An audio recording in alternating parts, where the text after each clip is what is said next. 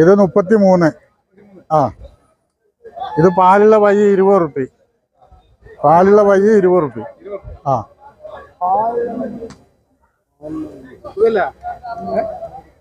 വില കമ്മിയായിട്ടാണ് കൊടുക്കണേ. വില കമ്മിയാക്കിയിട്ടാണ് ഇപ്പൊ കന്ന് കൊടുക്കുന്നത്.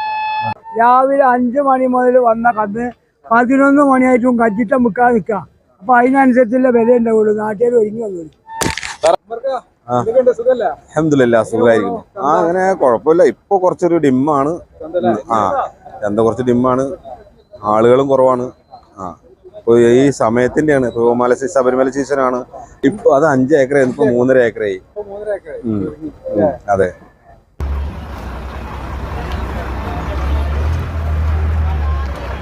ഇല്ല പൊരുത്തപ്പെടുമ്പോ 48. ഇത് എത്ര ഉണ്ടാവും?